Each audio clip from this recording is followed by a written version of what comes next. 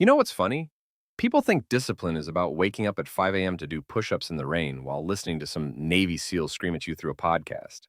Like, bro, if you need a guy yelling, don't quit, in your ear just to brush your teeth, maybe the problem isn't your discipline. Maybe it's your dental insurance. That's not discipline. That's masochism with good marketing. Real discipline isn't about punishing yourself. It's about remembering what the hell you actually want in life. And that's where most people get stuck. Because half the time, we don't even know what we want. We just want not to feel like this, not to feel tired all the time, not to scroll for 4 hours until our thumb hurts, not to wake up tomorrow and think, oh my God, I wasted another day. That's the real addiction nobody talks about. Not drugs, not alcohol, not sugar, no. The deadliest addiction in modern life is wasting your own damn time and then hating yourself quietly for it. Silent self-loathing. That's the drug of choice right now, and it's free and unlimited, and it's killing people way slower than cigarettes, but way more painfully. Here's the brutal truth. You don't need more motivation. Motivation is the drunk friend who hypes you up at 2 a.m. to start a business. Bro, you're going to be a billionaire, trust me. Just buy a domain name tonight.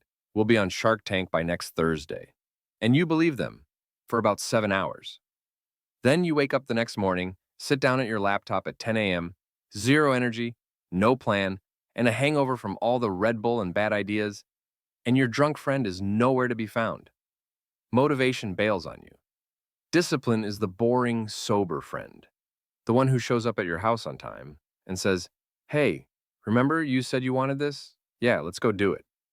That's the friend you actually need, the one who doesn't make it sexy but makes it real. Now let me tell you something uncomfortable.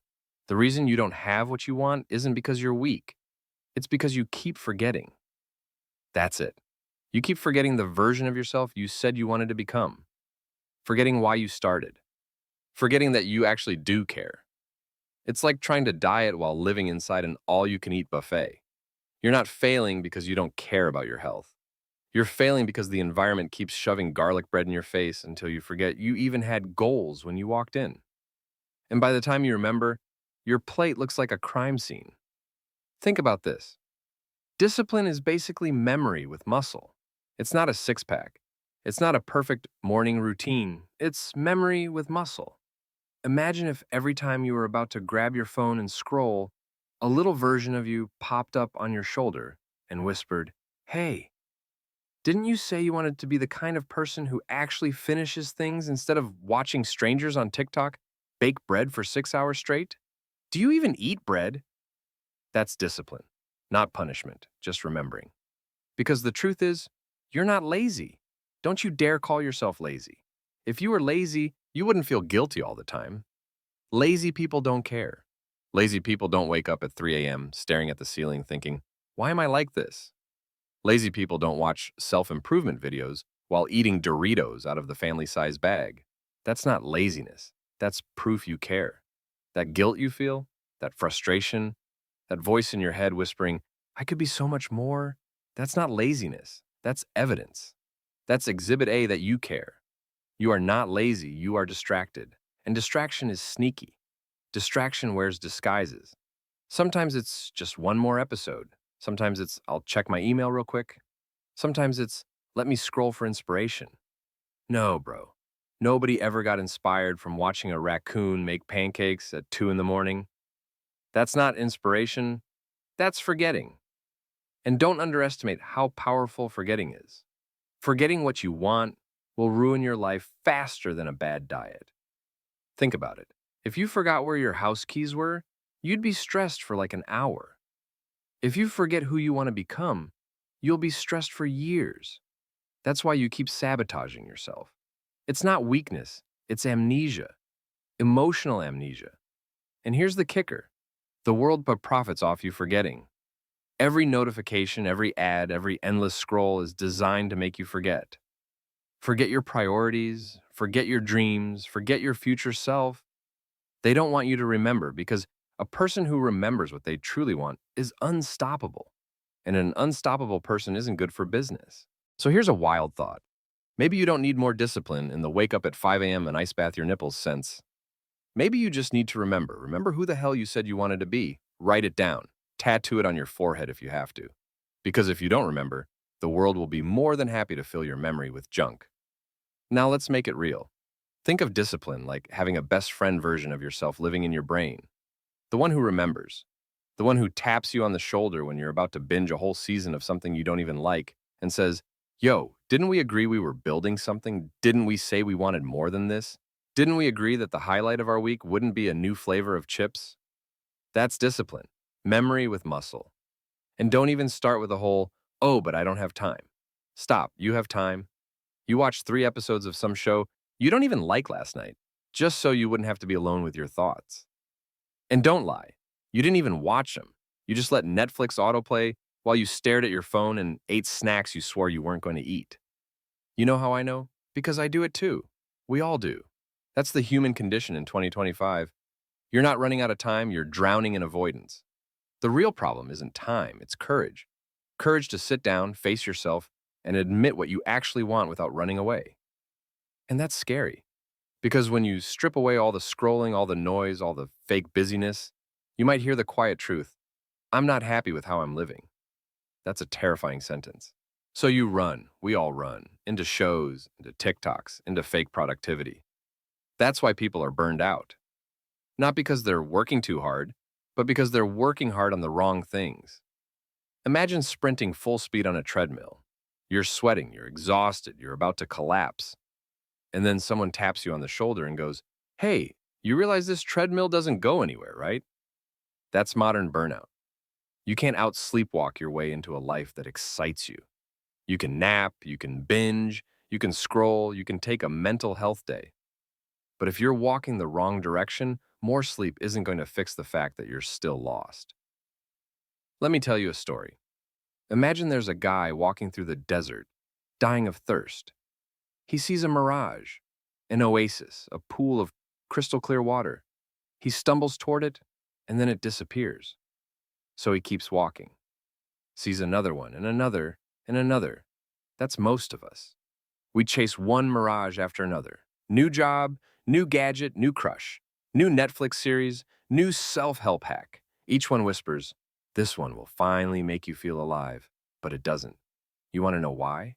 Because the real oasis was never out there. It was the well you stopped digging a long time ago because it was hard. The ground was rocky, sun was hot, and you got tired. So you thought, screw it, maybe the water's somewhere else.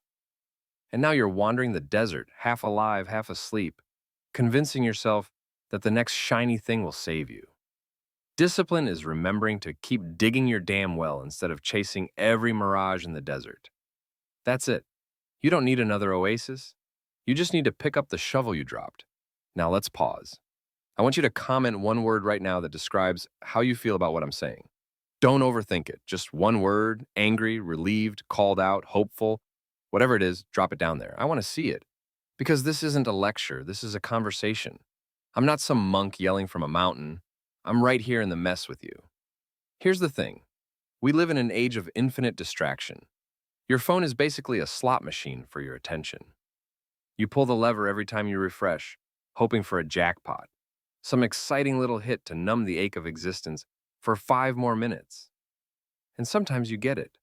A funny video, a notification, a like.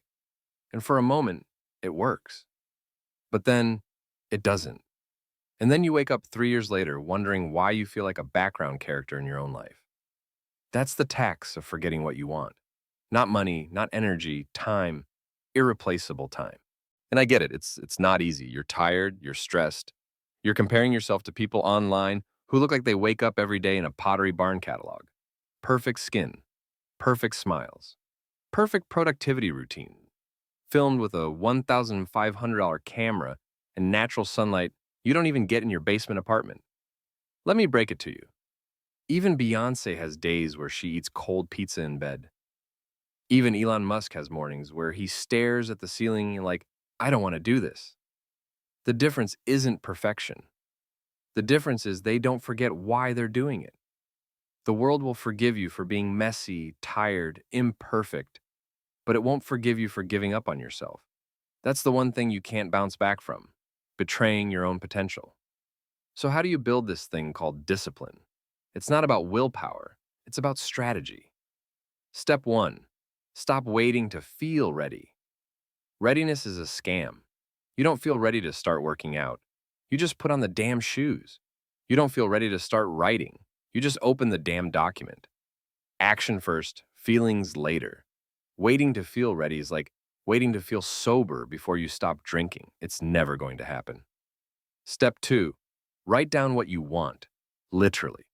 I don't care if it's on a napkin, your phone, or the back of a receipt.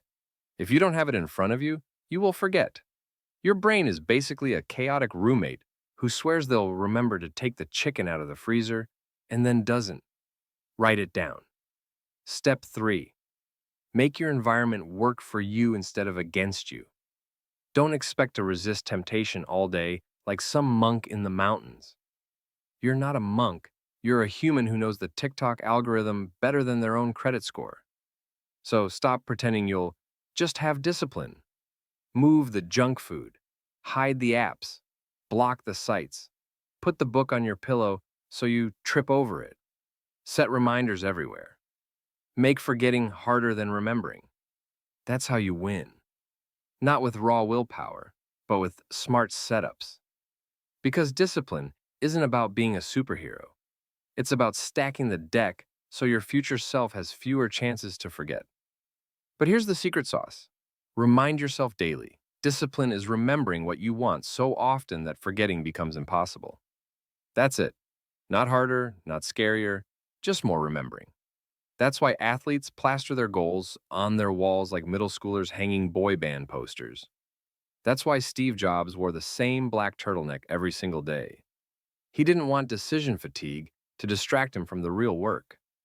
Guy literally said, "I'm not going to waste brain power picking a shirt." Meanwhile, you and I are standing in front of our closets like we're defusing a bomb. And monks, they chant, same words over and over. Why? Because repetition is memory's best friend, and memory is discipline's oxygen. And listen, if you're watching this thinking, yeah, but I've failed too many times, let me stop you right there. You haven't failed. You've just forgotten more often than you've remembered. That's all. That's the whole story. And the second you remember again, the game resets. You're not behind. You're just back. Think about that. You don't need to pay for some cosmic penalty fee. You just pick up where you left off. It's like hitting resume on Netflix after a bathroom break. You don't need to start the whole series again. You just keep watching. And before we keep going, let me ask you something important. If you haven't subscribed yet, do it right now. Not because it helps me, though let's be real, it does, but because it's a tiny act of discipline. It's you saying, I'm going to put more of this kind of fuel in my life instead of the junk that keeps me forgetting what I want. Subscribing isn't about YouTube. It's about training your brain to feed on things that keep you awake instead of numb. You feed your body 3 times a day. Why would you starve your mind? So hit it. Tiny act, big ripple. Now here's the kicker. You don't need to become some superhuman machine. You don't need to turn into a monk or a Navy SEAL or Tony Robbins on steroids. You just need to stop breaking the promises you make to yourself. That's it. You already keep every promise to everyone else. You show up for work, even when you don't want to. You help your friend move their couch, even though you'd rather fake your own death. You reply to texts you don't even care about, because you don't want to look rude. But when it comes to yourself, suddenly it's fine to bail. Oh, I'll start tomorrow. Oh, I'll try again next week. Oh, one more snooze won't hurt. Why? Because nobody's watching? Wrong. You're watching. You always are. And every single time you bail, you teach yourself that your own word means nothing. That's why you don't trust yourself anymore. It's not that you're weak. It's that you've broken the contract too many times. Discipline is how you rebuild that trust. By keeping the promises. Even the small ones, especially the small ones. Drink the glass of water you said you'd drink. Put your shoes on when you said you would. Write the one paragraph instead of waiting for inspiration to hand you a whole novel. The small wins are like bricks. Lay them down one at a time, and before you know it, you've built a house you actually want to live in. Think of it like this. Your future self is sitting in a chair right across from you. They're not some stranger, they're you, but older. And they're watching you. They're begging you not to forget them. They don't care if you're perfect. They don't care if you're Instagram ready. They don't care if you crush it every single day. They care if you try. They care if you show up. They care if you remember them when the world is trying to make you forget. That's what discipline is. It's not punishment, it's love. Love for the person you're becoming. So tonight, when you're lying in bed, staring at the ceiling, fighting the urge to scroll until your eyes bleed, ask yourself one question. What do I actually want? Not what's trending, not what looks cool, not what people expect from you. What do I actually want? And then tomorrow, when you wake up, don't try to be perfect. Just remember that answer. Write it down. Say it out loud. Stick it on your mirror if you have to. Make it impossible to forget. Because here's the magic. When you remember, the world gets quieter. The noise fades. The distractions lose their grip. And suddenly you realize you were never broken. You were never lazy. You were never behind. You were just lost in the desert, chasing mirages.